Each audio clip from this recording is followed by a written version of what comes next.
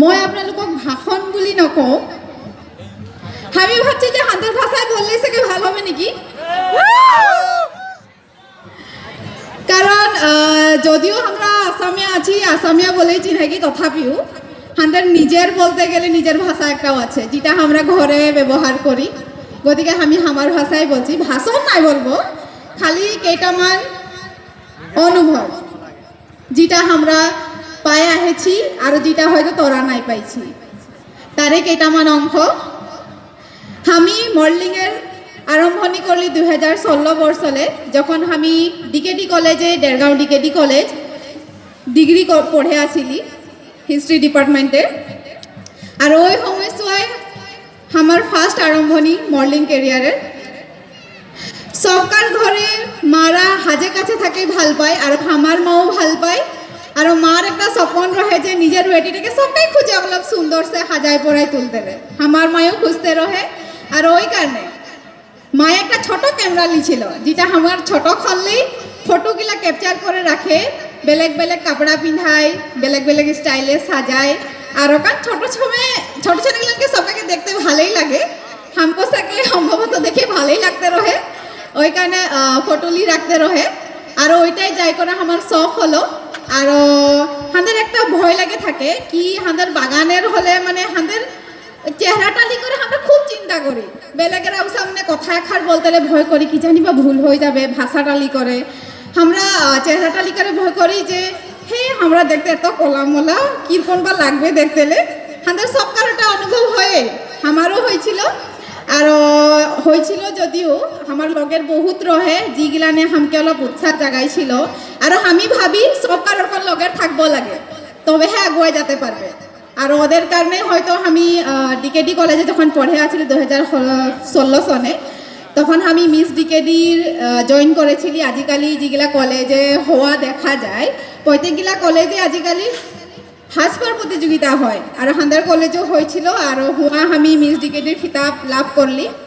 আর একটা কথা আমার অনুভবের আমি বলি, যিকোনো লাইন নহওক কিয়, লাগিলে পঢ়া শুনাই হোক, খেলাধুলাই হোক, নৃত্যই হোক, মডেলিংয়ে হোক, যিয়ে নহওক কিয়, সবদিন একটা কথা মনে রাখবি, কিবা একটা বস্তু দেখে দেখে শিকাতকে যদি কেবা গুরু থাকে লগে, ওই শিক্ষা সবতকে আগর বলে ভাবি আমি। কারণ আমিও যখন দেখে দেখে শিখেছিলি তখন আমাকে লাগতে রহে যেন কিবা একটা কমি আছে, আর কনফিডেন্সটা অলপ কমে রহে, সাহসটা নাই রহে।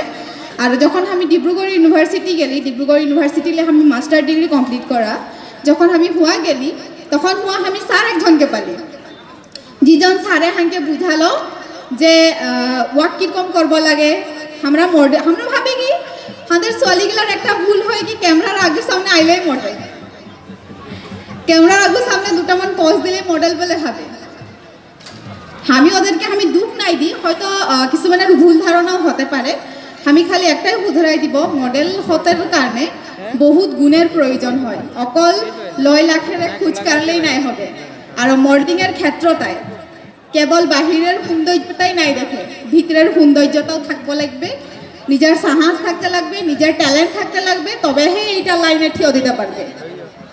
আরও যেগুলানের ইচ্ছুক যেগুলানে ভাবে যে মডেলিংয়ের লাইনে যাব, আজিকালি দেখছি, আজি খুব ভাল লাগছে আমি যখন ওখানটায় নামলি, লগেরে বলবো ফন্টি একজনই হাঁকে আহে গবা মারে ধরছে, চেহারাটাকে আমি চিনাই নাই পাচ্ছি কে হিকে। একটা কারণে ভাল লাগছে, কারণ ফেসবুকটা হওয়ার পর ইমান মানুষে চিহ্না পায়, আমি চিহ্না নাই পালো, হামকে সবকে চিহ্না পায়, খুব ভাল লাগছে। আর হিয়া আহে খুব সুন্দর পরিবেশ। হিয়া আমি একটা কারণে আহেছি, আমি প্রায়গুলানকে আমি বলছি যাকে যার লগে আমার কন্ট্যাক্ট আছে, কারণ হিয়া আমি বহুত বস্তু এরকম দেখছি যেগুলান আমি আগে নাই দেখি। আমি খুব ইচ্ছুক অভিজ্ঞতা গোটাবার কারণে, আর অভিজ্ঞতা লিবার কারণে আমি হিয়া আহেছি। আমি প্রদর্শনীগুলান দেখছি, কারণ বহুত বস্তুর নাম আমি নাই জানি, চিহ্না পাই কিন্তু ওর নাম নাই জানি আমাদের বাগানিয়া ল্যাঙ্গুয়েজে বলে কি ওকে। আর ওইটার কারণে খুব ভাল লাগলো হিয়া আহে। আর আধা এখনও দেখতে বাকি আছে, ওদিকে দেখতে যাবো এখন। খানাটাও খালি খুব টেস্টি হয়েছে, সবটাই খালি নাই বাৰু, হ্যাঁ তো সবটাকে ভাল লাগছে। হিয়া আহে নিজের কুর্মী সমাজের একটা অংশ হয়, বহুত দেরি আর একটু নাই বলবো। আর যদি হ্যাঁ মডেলিংয়ের লাইনে কাকবাকে কিবা হেল্প লাগে কন্ট্যাক্ট কর আমাকে, আমি ফেসবুকেও আছি, কারণ আজকাল ফেসবুক তো সবকারে আছে বলতে গেলে, ইনস্টাগ্রাম আছে, কন্ট্যাক্ট কর।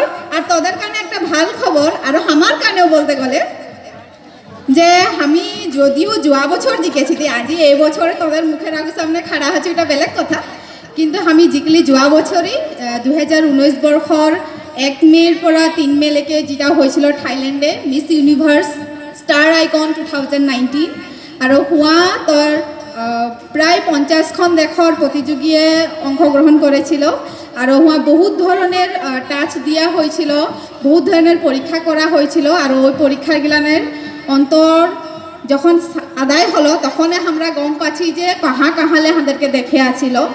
আর ওরকম একটা পরীক্ষা উত্তীর্ণ হয়ে নিজেকে ভাল লাগছে, কারণ আমি ভারতবর্ষকে প্রতিনিধিত্ব করেছিলি।